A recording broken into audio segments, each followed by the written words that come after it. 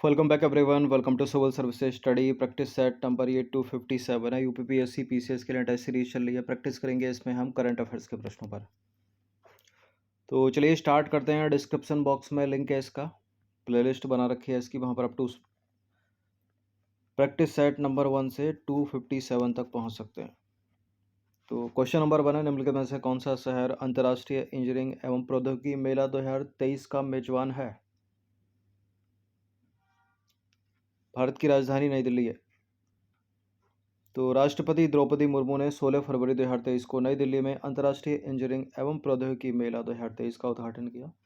तो नई दिल्ली का नाम याद रखिएगा। हाल ही में किस राज्य या केंद्र शासित प्रदेश में जल जन अभियान का उद्घाटन किया गया? केरल, मध्य प्रदेश, जम्मू कश्मीर। ये राजस्थान में किया गया है, तो इसका आंसर हो जाएगा ऑप्शन नंबर डी। राजस्थान है ही नहीं ऑप्शन में। प्रधानमंत्री ने वर्चुअल माध्यम से 16 फरवरी 2023 को राजस्थान के सिरोही जिले में ब्रह्म कुमारी संस्था के शांतिवन में जल जन अभियान का उद्घाटन किया। और इस अभियान का मुख्य उद्देश्य क्या है? जल संचयन के साथ पेड़ लगाना एवं जल संरक्षण के लिए लोगों को प्रेरित करना। यह अभियान ब्रह्म कुमारी संस्था और जल शक्ति मंत्रालय के द्वारा शुरू किया गया है। इस अवसर पर केंद्रीय जल शक्ति मंत्री गजेंद्र सिंह शेखावत और फिल्म अभिनेता नाना पाटेकर उपस्थित रहे। देखिए, जल जन अभियान ऐसे समय में शुरू किया गया है जब संपूर्ण विश्व में जल की कमी को भविष्य के लिए संकट के रूप में देखा जा रहा है। क्वेश्चन नंबर 3 है, कवच 2023 राष्ट्रीय हैकाथॉन निम्नलिखित में से किससे संबंधित है? स्वास्थ्य देखभाल, सीमा सुरक्षा, साइबर सुरक्षा, सड़क सुरक्षा। बताइए किससे है ये? बताइए, सी या डी? सी, साइबर सुरक्षा से। देखिए, भारत की साइबर तैयारियों को आगे बढ़ाते हुए साइबर सुरक्षा सुनिश्चित करने तथा 21वीं सदी की साइबर अपराध की चुनौतियों से निपटने के उद्देश्य से अभिनव विचारों एवं तकनीकी समाधानों की पहचान करने हेतु राष्ट्रीय स्तर के हैकाथॉन कवच 2023 का शुभारंभ किया गया।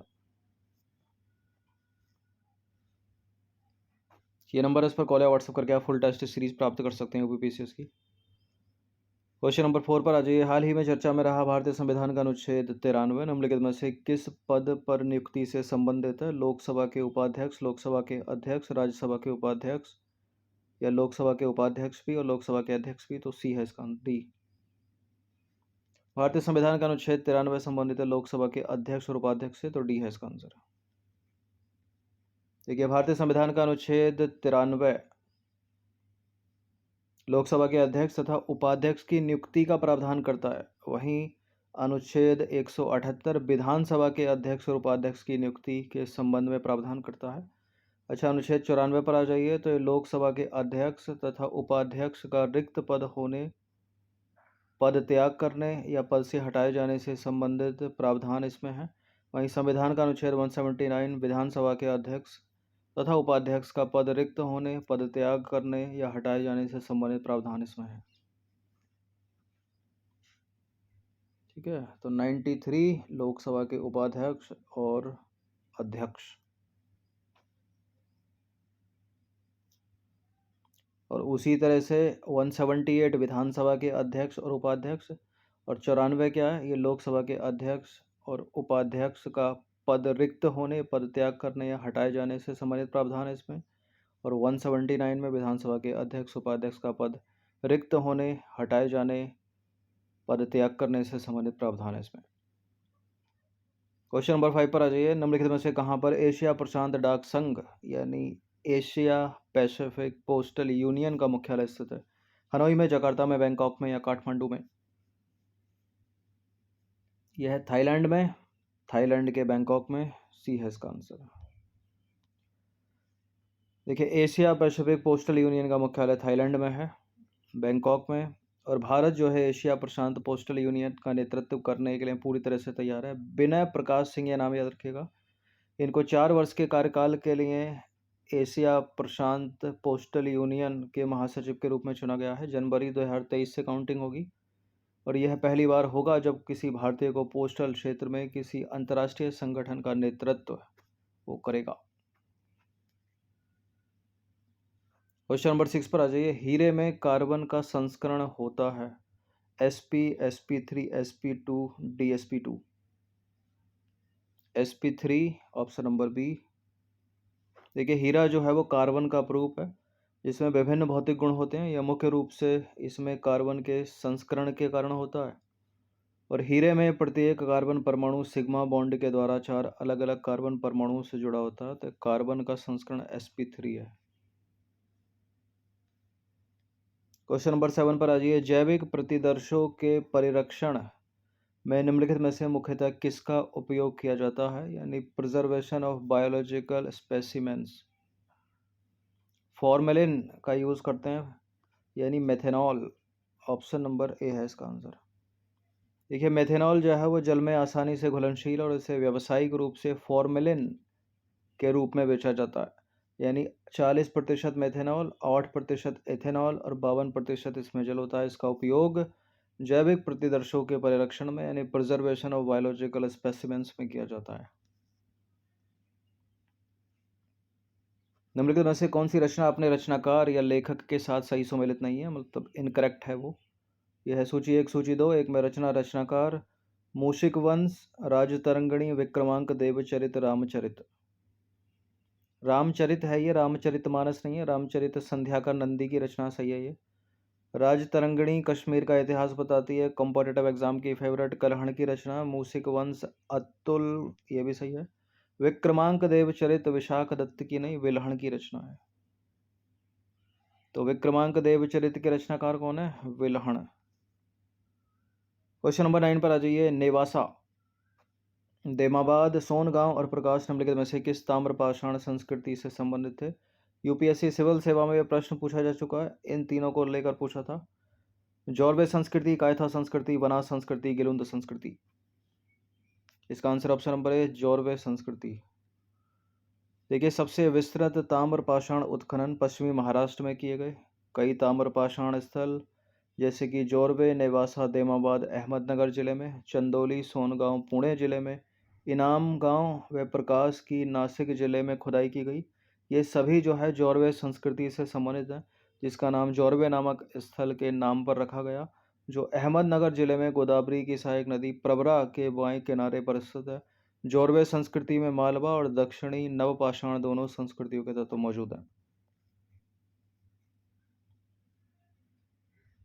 अब आ जाइए क्वेश्चन नंबर 10 पर। कौन सा क्वेश्चन नंबर 10 है? Institute for energy economics and financial analysis और एम्बर की एक रिपोर्ट के अनुसार स्वच्छ विद्युत संक्रमण के संदर्भ में भारत में निम्नलिखित में से कौन से 2 राज्य अग्रणी हैं एक साथ? यह है कर्नाटक और गुजरात। ऑप्शन नंबर ए है इसका आंसर। देखिए institute for energy and financial analysis और एम्बर की एक रिपोर्ट के अनुसार स्वच्छ विद्युत संक्रमण के संदर्भ में भारत में कर्नाटक और गुजरात अग्रणी राज्य हैं।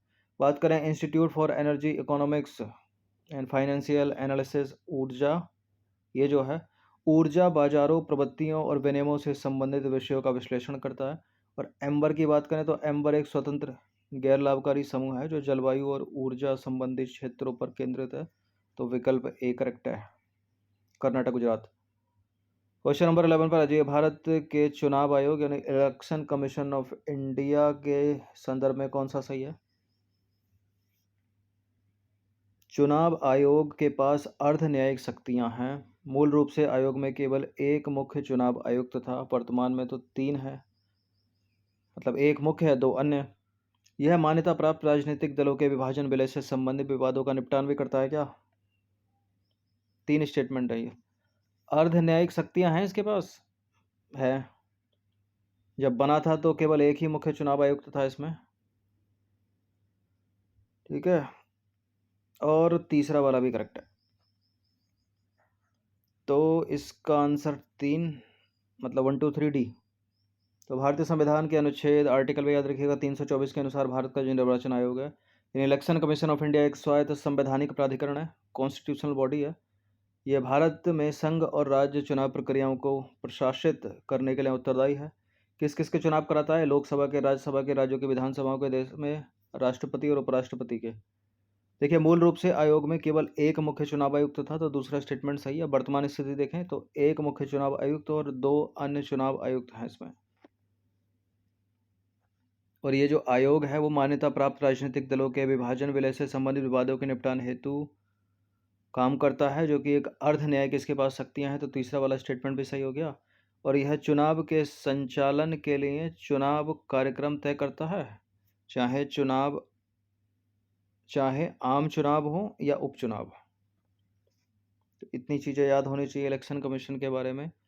12वां प्रश्न है, हाल ही में भारत के किस राज्य ने राजमार्ग पर दुनिया का पहला 200 मीटर लंबा बैम्बू क्रैश बैरियर लगाया है?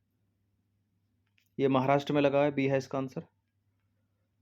देखिए हाल ही में महाराष्ट्र में चंद्रपुर और यवतमाल जिलों को जोड़ने वाली बाड़ी बरोड़ा राजमार्ग पर दुनिया का पहला 200 मीटर लंबा बैम्बू क्रैश बैरियर लगाया गया है। इस बैम्बू क्रैश बैरियर का नाम क्या रखा गया है? बाहुबली।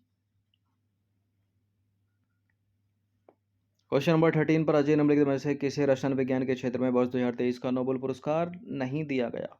3 व्यक्तियों को मिला है, फिजिक्स में भी 3 व्यक्तियों को मिला है। तो कैरोलिन वर्टोजी को मिला है, मोर्टन मेल्डल को मिला है, वेरी शार्पलेस को मिला है, जॉन एफ क्लाजर को नहीं मिला है, क्योंकि इनको भौतिकी का मिला, फिजिक्स के क्षेत्र में मिला है।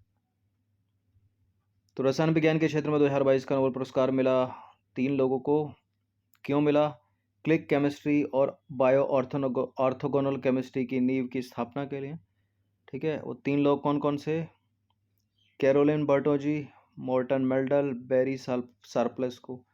और ये जो जॉन एफ क्लाजर है इनको फिजिक्स का मिला है, इसलिए डी हमारा आंसर हो जाएगा।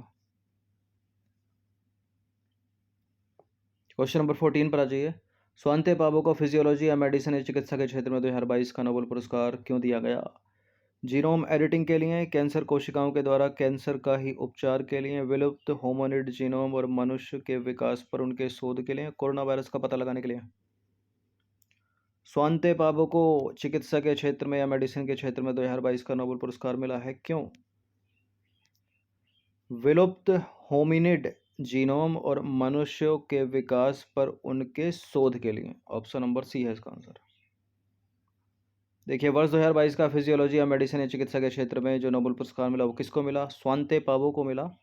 ठीक है, केवल एक ही व्यक्ति को दिया गया है, केवल एक ही व्यक्ति को।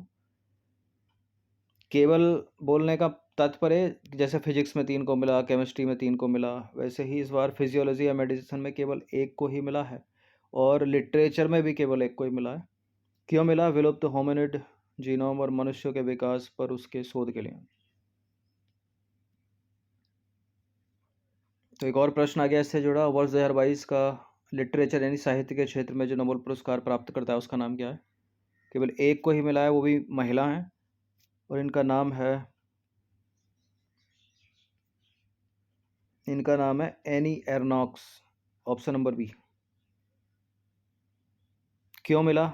बहादुरी और नैदानिक तीक्ष्णता के लिए, जिसके साथ वह व्यक्तिगत स्मृति की उत्पत्ति, अलगाव और सामूहिक प्रतिबंधों को प्रकट करती हैं। क्वेश्चन नंबर 16 पर आ जाइए। देश में 2022-23 के दौरान सबसे अधिक संख्या में उत्पादों के लिए जीआई टैग पाने वाला राज्य कौन सा है? केरल है। देखिए जीआई रजिस्ट्री के ताज़ा आंकड़ों के मुताबिक देश में 2022-23 के दौरान सबसे अधिक संख्या में उत्पादों के लिए जीआई टैग यानी भौगोलिक संकेतक का दर्जा जो पाया वो केरल ने पाया। और जीआई दर्जा मुख्य रूप से एक विशेष भौगोलिक क्षेत्र में तैयार होने वाले किसी कृषि प्राकृतिक या विनिर्मित उत्पाद को दिया जाता है, यानी हस्तशिल्प और औद्योगिक सामान होना चाहिए वो। कई बार देखिए ऐसा भी होता है कि एक से अधिक राज्यों में बराबर रूप से पाए जाने वाली फसल या किसी प्राकृतिक वस्तु को उन सभी राज्यों का मिला जुला जीआई टैग दिया जाता है। फॉर एग्जांपल बासमती चावल के साथ ऐसा हुआ था। बासमती चावल पर पंजाब, हरियाणा, दिल्ली, हिमाचल प्रदेश, उत्तराखंड, पश्चिमी उत्तर प्रदेश और जम्मू कश्मीर के कुछ हिस्सों का अधिकार है। क्वेश्चन नंबर 17 पर आ जाइए। प्रधानमंत्री मुद्रा योजना का उद्देश्य क्या है? वृद्ध एवं निराश्रित व्यक्तियों को पेंशन प्रदान करना? नहीं। विशेष फसलों की खेती के लिए गरीब किसानों को ऋण देना? ये भी नहीं है। कौशल विकास और रोजगार सृजन को बढ़ावा देने में शामिल स्वैच्छिक संगठनों का वित्त पोषण करना, ये भी नहीं है। इसका आंसर है छोटे उद्यमियों को औपचारिक वित्त प्रणाली में लाना, ऑप्शन नंबर ए। तो प्रधानमंत्री मुद्रा योजना का उद्देश्य छोटे उद्यमियों को औपचारिक वित्त प्रणाली में शामिल करना है। और मुद्रा योजना 10 लाख तक की ऋण आवश्यकता वाली सूक्ष्म इकाइयों को ऋण देने के लिए बैंकों, एमएफआई, एनबीएफसी को पुनर्वित्त सहायता प्रदान करता है। क्वेश्चन नंबर 18 पर आ जाइए। राष्ट्रीय बाघ संरक्षण प्राधिकरण निम्नलिखित में से किस मंत्रालय के तहत एक स्टैट्यूटरी बॉडी है, यानी सांविधिक निकाय है? बताइए। पृथ्वी विज्ञान मंत्रालय नहीं है, जल शक्ति मंत्रालय नहीं है, गंगा संरक्षण नदी विकास मंत्रालय नहीं है, पर्यावरण वन और जलवायु परिवर्तन मंत्रालय, ऑप्शन नंबर बी। देखिए, राष्ट्रीय बाघ संरक्षण प्राधिकरण पर्यावरण वन और जलवायु परिवर्तन मंत्रालय के तहत एक सांविधिक निकाय है, स्टैट्यूटरी बॉडी है। इसका गठन वन्य जीव संरक्षण अधिनियम 1972 के तहत किया गया था। क्वेश्चन नंबर 19 पर अजय निम्नलिखित में से कौन सी अंडमान द्वीप समूह में रहने वाली निग्रिटो समूह की जनजाति नहीं है? तो मंगोलाइड होगी, दो ही रहते हैं वहाँ, तो निग्रिटो रहते हैं, मंगोलाइड समूह रहता है। तो निग्रिटो है सेंटलिज, जारबा, ओंगेस, ये शोम्पेन नहीं है, शोम्पेन मंगोलाइड है। तो अंडमान एवं निकोबार द्वीपों की जनजातियां जो हैं दो अलग अलग जातियों से संबंधित हैं। अंडमान द्वीप समूह में रहने वाली जो अंडमानी है, जारबा है, ओंगेस है और सेंटलीज है, ये निग्रिटो समूह से संबंधित है। और जबकि निकोबार द्वीप समूह में रहने वाली जो निकोबारी है और शोम्पेन है, ये मंगोलाइड समूह है से संबंधित है। और ऐसे पूछ ले निम्नलिखित में से कौन सी जनजातियां अंडमान निकोबार द्वीप समूह में पाई जाती हैं? तो अंडमानी भी है, जारबा भी है, ओंगेस भी है, सेंटलीज भी है, निकोबारी भी है, शोम्पेन भी है। क्वेश्चन नंबर 20 अंतिम प्रश्न है, पहले भी हमने इस पर चर्चा की है। ये है सिंगल आर्च रेलवे ब्रिज न केवल भारत न केवल एशिया बल्कि दुनिया का सबसे ऊंचा। हाल ही में जम्मू कश्मीर में बनाया गया है ये दुनिया का सबसे ऊंचा चिनाब रेलवे पुल, यानी सिंगल आर्च रेलवे ब्रिज। इसकी ऊंचाई कितनी है? किस नदी पर बनाया गया है, यही पूछ सकता है। चिनाब नदी पर पूछ तो कुछ भी सकता है। इसकी ऊंचाई कितनी, इसकी लंबाई कितनी, और इसकी ऊंचाई है नदी तल से 359 मीटर, ऑप्शन नंबर सी। तो जम्मू कश्मीर में बन रहे दुनिया के सबसे ऊंचे चिनाब रेलवे पुल का काम लगभग पूरा हो चुका है अब। और दुनिया का सबसे ऊंचा सिंगल आर्च रेलवे ब्रिज है ये, जो जम्मू कश्मीर के रियासी ज़िले में बक्कल और कोड़ी के बीच बनाया गया है, इसको भी याद रखिएगा। और ब्रिज का निर्माण किसने किया है? Konkan railway Udhampur Srinagar Baramulla rail link परियोजना के तहत किया गया है। कुछ इंपॉर्टेंट चीज़ें इससे जुड़ी, जैसे कि इसकी लंबाई कितनी है, 1.3 किलोमीटर। इसकी ऊंचाई कितनी है नदी तल से? 359 मीटर। और यह जो पुल है वो रेक्टर स्केल पर 8 तीव्रता वाले भूकंप को झेल सकता है और 260 किलोमीटर प्रति घंटे की रफ्तार से चलने वाली हवा को सह सकता है। और इसमें ब्लास्ट लोड टेक्नोलॉजी का इस्तेमाल हुआ है। 100 किलोमीटर प्रति घंटे की रफ्तार से दौड़ने वाली ट्रेन इस पर चल सकती है। इसकी लाइफ 120 साल आंकी गई है। और इस पुल को बनाने का लक्ष्य क्या है? जम्मू कश्मीर घाटी में कनेक्टिविटी को बढ़ावा देना। तो ये बुलेट पॉइंट्स हैं इतने जो याद होने चाहिए आपको। पहला, दूसरा, ये तो होने चाहिए, ठीक है। चलिए, तो 20 प्रश्न थे ये, करंट अफेयर्स के थे। अधिकतर 2-3 प्रश्न इसमें जीएस के थे, मतलब स्टैटिक जीके। इनकी प्रैक्टिस आप कर लीजिएगा। इन सभी टेस्ट का फुल टेस्ट पीडीएफ सीरीज भी प्राप्त कर सकते हो, जो मिलेगा आपको पेड टेलीग्राम ग्रुप में ही। धन्यवाद।